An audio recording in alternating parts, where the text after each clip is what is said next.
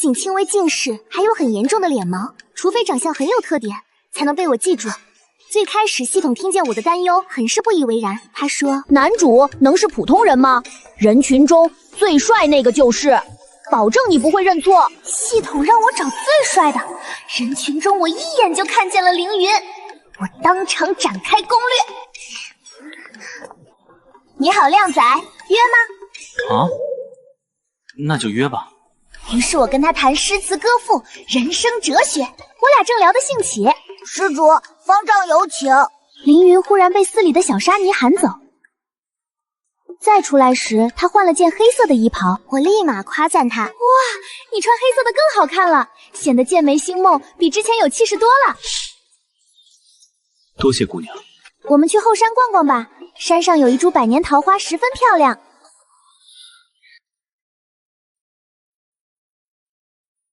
好。我没看错吧？那是凌统领。凌世子金尊玉贵，向来对旁人不假辞色。这姑娘是谁？这就是一品镇国侯世子。他母亲可是太后最宠爱的平阳公主，跟当今皇上是嫡亲的表兄弟，如今更是统领禁军，权倾朝野。还听说她为人冷峻威严，金傲清贵。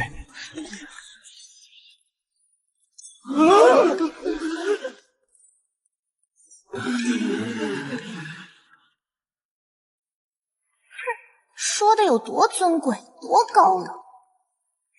现在咱一出面，那还不是手拿把掐的事儿吗？于是我俩来桃花树下，我又展开3寸不烂之舌，跟他谈诗词歌赋、人生哲学，费尽9牛2虎之力，终于把他逗笑。我还在心里奇怪呢，一会儿不见，他笑点咋变高那么多？沈姑娘，你真有趣。他话刚说完，有一道白色的身影朝我们俩人走过来。原来你在这儿，倒叫我好找。这是怎么回事？怎么又来一个凌云？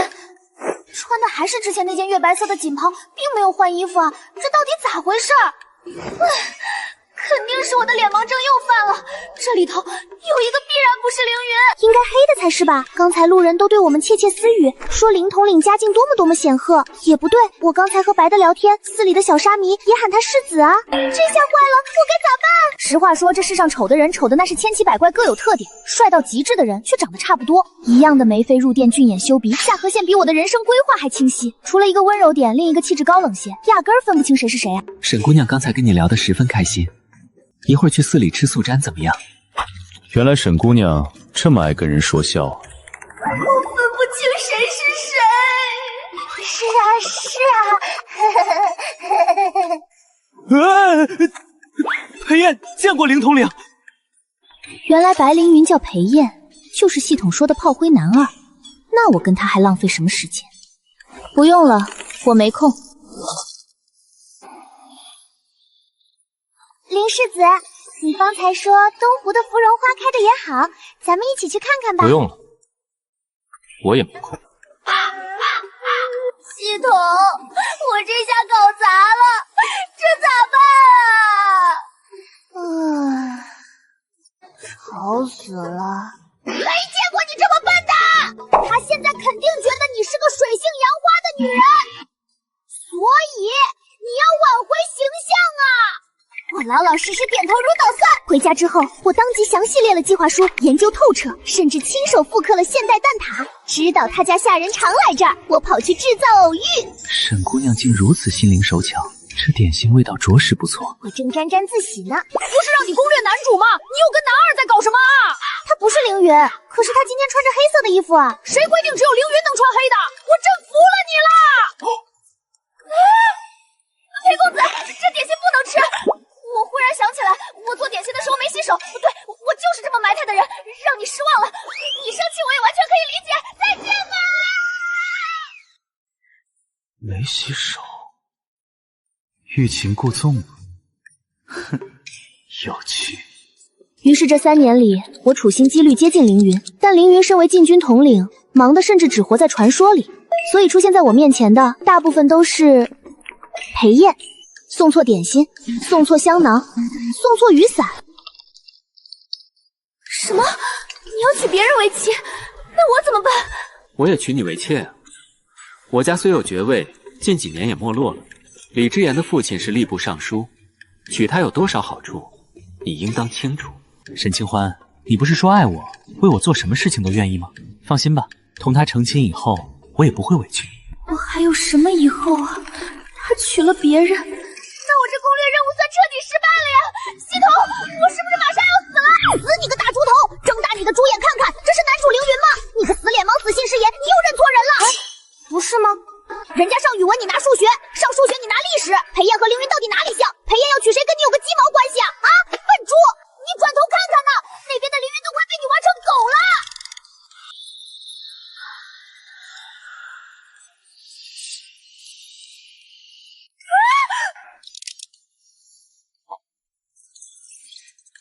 眉毛没有那个粗，五官柔和。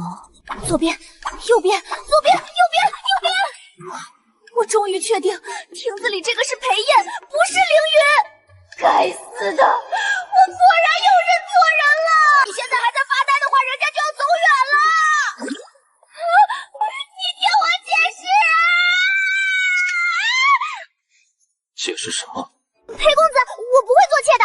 既然你要跟别人成亲，咱们就一刀两断，就此别过。再见了，您嘞！又来，沈清欢，同样的话你已经说过许多遍了。每次说好此后形同陌路，下次遇见我，还不是巴巴的凑上来？2个月后便是我大婚之日，我没空同你闹。还有，你明日便去李府帮之言绣嫁衣吧。你的手艺好，他同我说过好多回了。放手啊你！趁着没过门，在他面前留点好印象，对你也是好事。沈清欢，我都是为你好。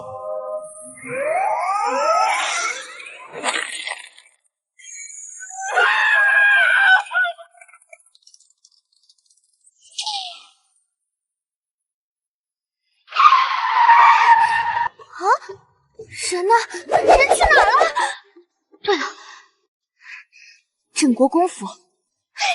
但当我来到镇国公府门前时，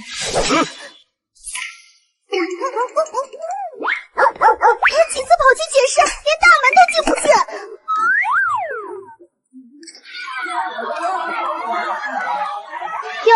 又来一个。莫说你了，便是丞相的闺女，想约她喝茶游湖，也要吃闭门羹。你一个8品京官之女，排队10年都轮不到你。上门找不到，我只能去路上堵她，这是她上朝的必经之路。为此，系统也经常骂我。人你不认识，还不认识马吗？那是圣上亲赐的汗血宝马，比裴燕的神骏多少都不知道。实不相瞒，除了毛色，不都长一个样吗？2个眼睛1个鼻子，有啥区别啊？今天黑的，明天白的。为着这个马，我也弄错好多次了。不管了，但这匹黑的肯定是……世子凌云和裴燕，他们都是世子，但是凌云是世袭1品，满级大号。裴燕家是末流子爵，只能袭3代，她是最后1代了。之前我连名带姓的喊，闹过许多次乌龙，对着裴燕喊林世子，惹她不快。林世子，沈姑娘，你这是何意？你是觉得我这个世子跟林将军天差地别，故意羞辱我的？对不起，错了。经过此事，在后来偶然撞见凌云，凌云挡在我面前，还以为他是裴燕，便冷着脸对他：“裴世子，借过。”昨天在演武场给我送兵役，今天连人都不认识了。沈清欢，耍我好玩吗？讨厌，人家跟你开个玩笑啦。林世子爷，你今天怎么又换马了呀？后来我吸取教训，以后见了2人，先胡乱喊一声世子，再仔细分辨。先看脸，看不出什么所以然，只要看见他腰上带有的佩剑。林世子，沈姑娘有事。世子救我！我正想胡说八道。沈妹妹，一大早的你是要去哪里？怎么连车子都不雇一辆？今日要下雨呢，你去哪儿？我送你一程吧。上车。之言，你又调皮了。男女授受不亲，沈姑娘不方便上我们的车吧？这有什么？日后都是一家人。今日我没带婢女出门，正好让沈妹妹上来伺候咱们。沈妹妹，上来。李之言这是要把我当丫头使唤。好，好，好，都听你的。这上头绣的鸳鸯着实不错，还是你有眼光。正好你可以告诉他，嫁衣上要绣什么花样，让某个人早些准备起来，省得多跑一趟。对，还是你想的周到。沈妹妹，还不快上来，愣着干什么？我只是静静的看着他俩表演，见我不为所动，李之言生气了。难道等着我请你上来吗？沈清欢，快过来！做妾要有做妾的样子，还没过门就得罪主母，以后的日子还想不想过了？他们俩一唱一和的，天都亮了。就在此时，凌云突然问我：“沈清欢，你真要给他做妾？”我不是，我没有，他胡说八道的，你有病啊！婚姻大事当由父母之命，媒妁之言，我跟你又不熟，你凭什么莫名其妙侮辱我清白？沈清欢，你不要再耍些小脾气了，有些话说出口，想收回来就难了。之言也在这儿，你放聪明一点吧。裴燕朝我使眼色，意思是平时他都可以包容我的蛮横，但当着李之言的面，他没法护着我，让我学会低头。李之言似乎也发现了他的小动作。既然沈妹妹不想伺候我，许是我没那个福分。要我看纳妾一事，不如就算了。他就是这样的脾性，不过半日气便消了。裴燕这样说，那是以前我们两人相处时，我也经常生气。他以为我脾气差，其实是我发现了他不是凌云，只能随便扯个借口，假装发火，趁机开溜。第二天看见他，我又以为他是凌云，又凑上去攻略。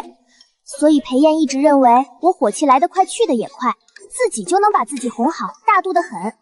不管他做了多过分的事，只消过上一天，我俩就能和好如初。说话的功夫，后头又追上来一辆马车，是林家护卫。见天色暗沉，特意派了马车过来送凌云进宫。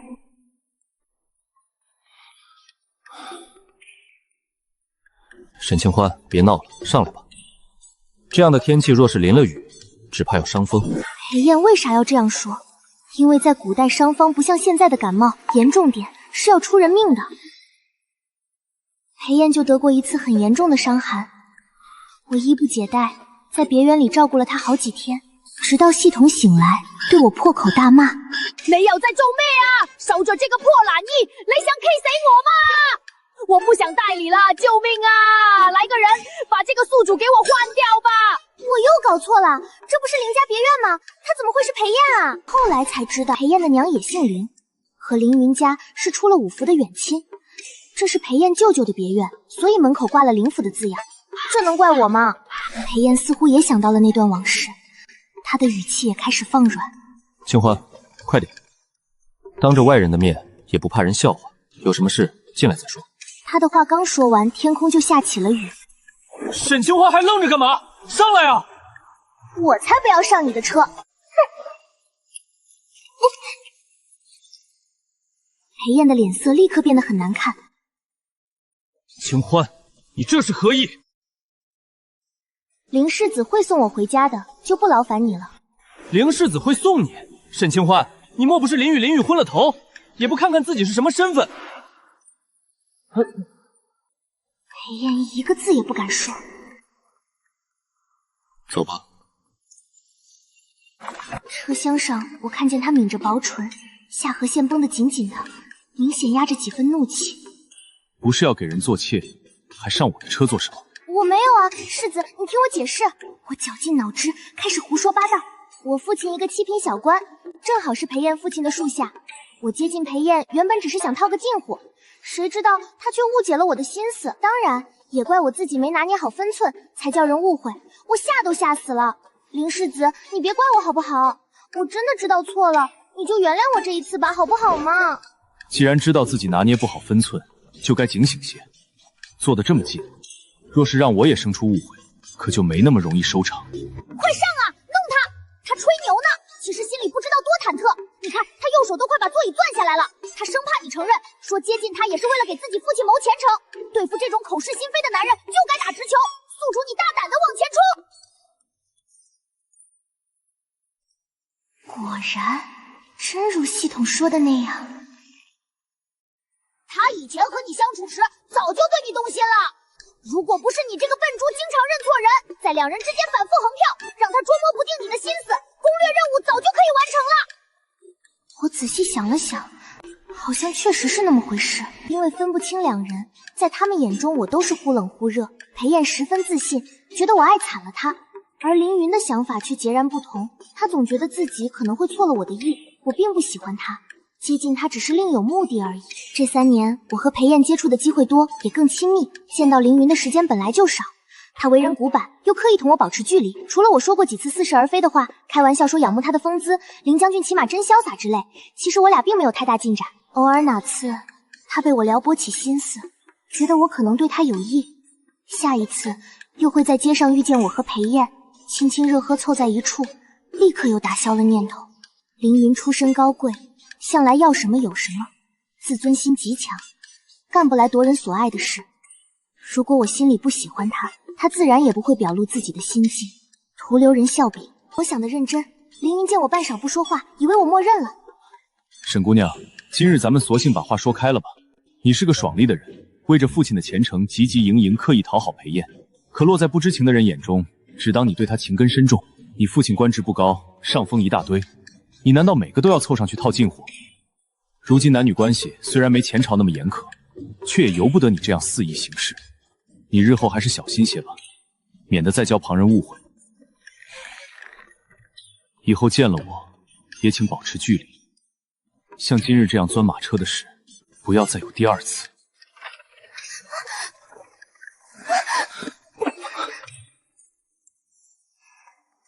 许是靠得实在太近，这一次我分得清了，凌云的眼睛眼尾微微上挑，比裴燕的好看许多。被我这么看着，凌云有几分紧张，想把我推开。我立刻伸手扶住他的肩膀，想说点捎话，脑子却一片空白。奇怪的很，对着裴燕，我信口胡说八道，背台词一般，却什么都能讲。面前明明是一张这样相似的脸，这次心里的感觉却截然不同，紧张忐忑，心脏7上8下，犹如小鹿在跳。平常利索的嘴皮子，说话竟结巴了。我知道错过这次的机会，下次遇见还不知道要什么时候。而且凭凌云的性格，以后只会同我刻意保持距离。再没有这样两人独处的狭小空间，我跟别人都是误会，跟你不是。凌云的身体明显僵了一瞬，我清晰地感受到他胸膛下骤然加速的心跳。胡说八道，下去。我不，凌云，我对裴燕就是纯利用，对你不是。我承认，我对你也处心积虑想接近，但不是为了我爹，是为我自己。你要怎么才能相信我？那就证明给我看。我愣了一秒，后知后觉，仰头凑近凌云。系统果然没说错，凌云真是个闷骚男。对不起，有些没忍住。我明天就让人来提亲。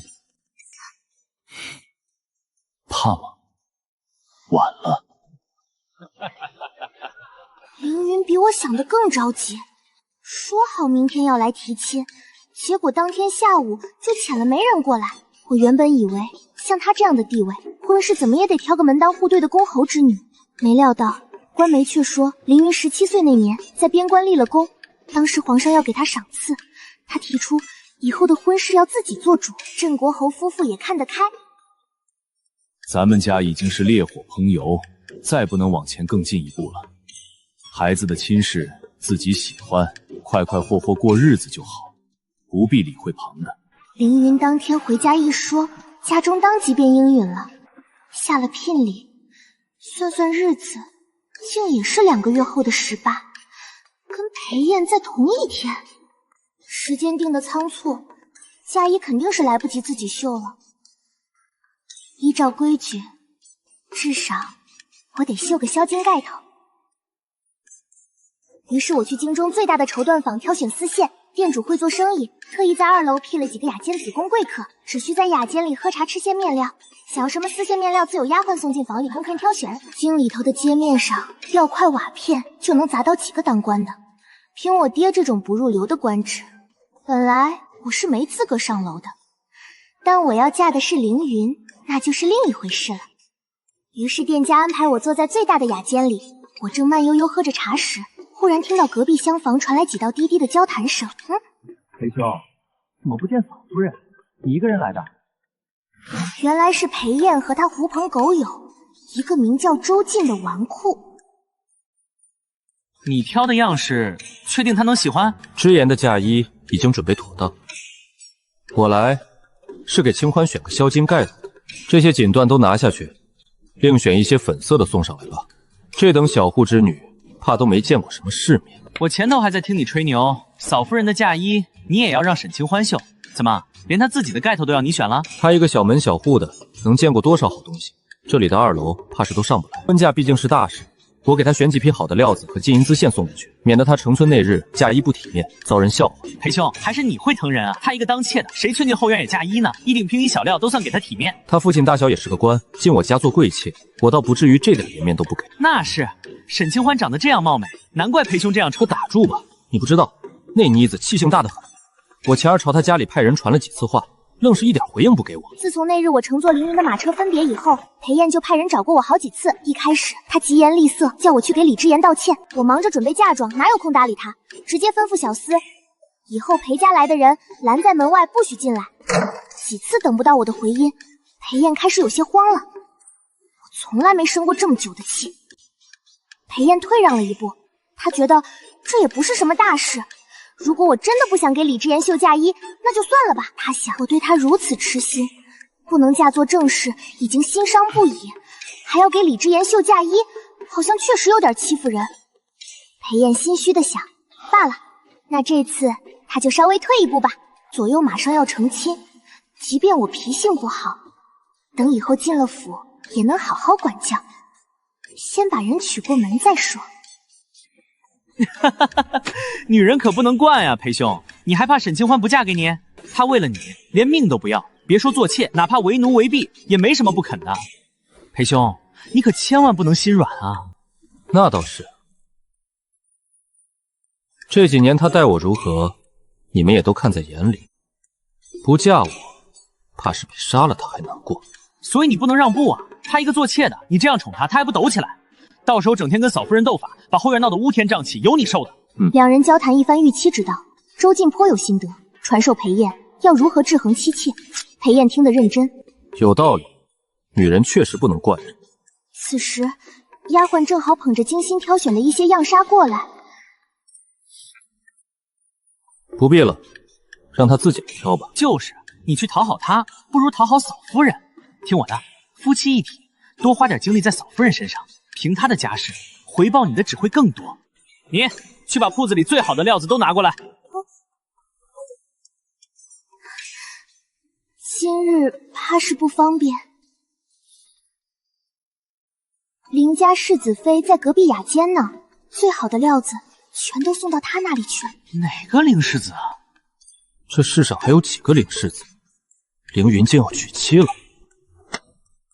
这清心寡欲和尚一样的人，怎么忽然开了窍？他要娶谁？我不知道，只知道是个姓沈的姑娘，其他家世门底一概不晓得。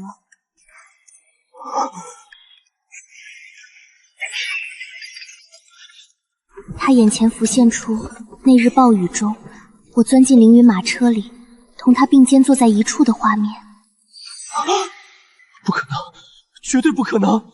沈清欢怎么可能攀得上国公府？这是怎地了？裴兄，你怎么在发抖？你怎么了？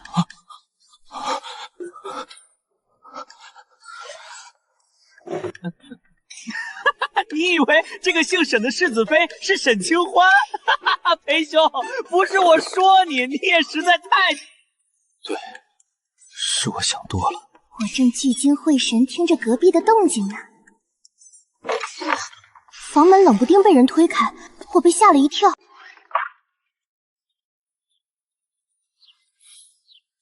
偷偷摸摸的干嘛呢？可选到中意的了？差不多了。许久不见你了，可有想我？谁说林将军清心寡欲，能当和尚的？分明是条缠了许久的恶狼，偏偏我俩还未洞房。凌云意志力惊人，每次到紧要关头都及时醒悟，不会越雷池半步。可这就苦了我了，总是被他弄得不上不下，半死不活。而此时像个精致的木偶一样僵得极轻，连呼吸我更加不敢动弹。旁边还有人呢，这里隔音很差的。隔音确实差，裴燕和周静说的话我听得一清二楚。我同凌云的交谈虽然刻意压着嗓音，这里隔音很差的。这声音是？难道是沈清欢？这不可能！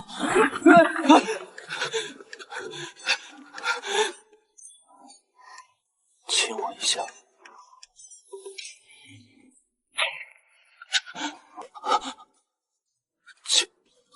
清欢，你在做什么？裴燕，你有几个胆子，敢闯本官的房间？林将军恕罪，裴兄还不快走！沈清欢，他们方才说的世子妃是你，你要嫁给凌云。对，婚期在腊月18，跟你同一天。裴公子应该是没机会来喝喜酒了。我不相信，是不是他逼迫了你？姓凌的，强抢民女，我要去御前告状。你怕不是火够了吧？凌将军，此事与我无关啊，我跟这个人其实也不是太熟。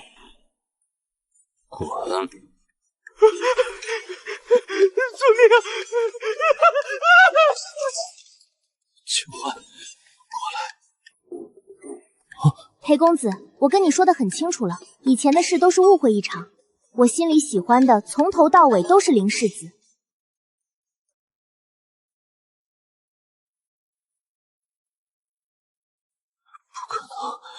不可能！接下来我和凌云要大婚的消息迅速在京城传开。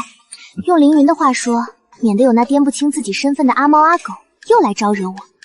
凭凌家在京城的地位，想来裴燕应该知难而退了。没料到他却发了疯，先是跑去李府退了跟李之言的婚事，被他家里人知道，又闹了一场。接着他又跑来我家提亲，我父母都觉得裴燕疯了。我女儿是未来的国公夫人，能看得上你？你裴家多大的脸啊！来人，将他打出去！不管我家下人如何羞辱，裴燕就是固执的不肯离开，每天上朝似的来我家门口一站就是一天，说要见我最后一面。不亲口听见我说，他是不会死心的。我无奈只能让下人把他请进偏院。裴燕，我跟你说的还不够明白吗？花了你的大半私房银子，你说只要我开心，你做什么都愿意，千金散尽，只求博君一笑。还有那次我掉进湖里，你奋不顾身跳下来救我，你全忘了吗？这刀不是给你的，是给凌云的。看着裴燕疯疯癫癫、绝望又崩的样子，我只能实话实说，了却他的念想。你也不想想，你平常又不舞刀弄枪，只爱吟诗作对，我送你这玩意儿干啥？我找你都是因为把你错认成凌云了。我这人有脸盲，你们长得也像。我解释一番，裴燕更崩溃了。不可能！难道你这3年从未爱过我吗？你怎么能扯这样离谱的借口？你是不是从未拿出来仔细看过？刀身最下面刻了一个凌字。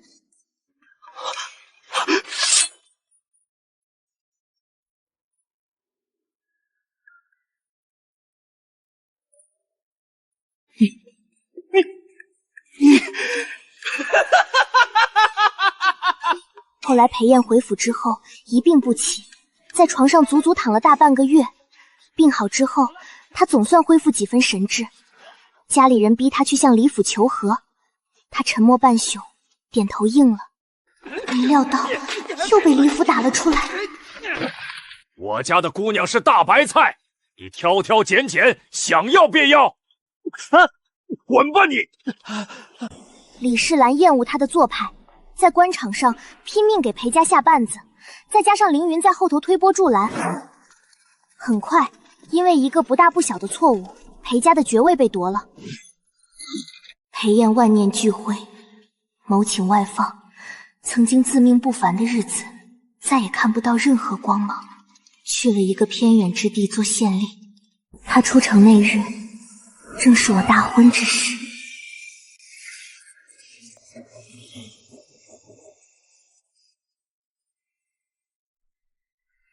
裴燕一辆简陋的马车同我错身而过。